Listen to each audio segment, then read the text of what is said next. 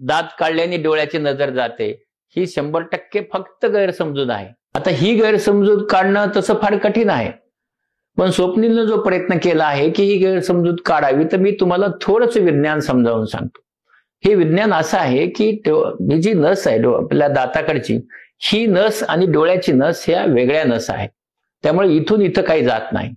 त्यानंतर इथं आपल्या डोळ्याच्या आणि त्याच्यामध्ये दोन गोष्टी आहेत. एक हाड आहे आणि ते हाड मोठं असतं, त्याच्यात दात असतात. त्यामुळे तो भाग जो आहे, समजा आपण काही केलं तर त्याचा डोळ्याशी काही संपर्क होत नाही. दात काढल्याने डोळ्याची नजर गेल्याचे पेशंट आतापर्यंत मी एकही पाहिला नाही आणि तो कधीच माझ्याकडे आलेला नाही. त्यामुळे मी 50 लाख पेशंट पाहिले आहेत. या पेशंटला कितीतरी वेळा ते दात काढून माझ्याकडे आलेत, अक्कल दाढ काढून माझ्याकडे आलेत किंवा दात बसून माझ्याकडे आलेत, पण कुणाच्याही डोळ्याच्या नजर आजपर्यंत माझ्या जीवनात कमी झालेली मी पाहिलेली नाही आहे.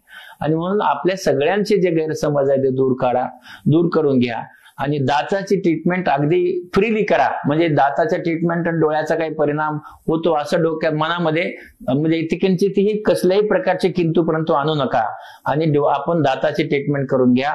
दाताची ट्रीटमेंट करून घेणे हे दात वेगळा विषय आहे आणि डोळा वेगळा विषय आहे.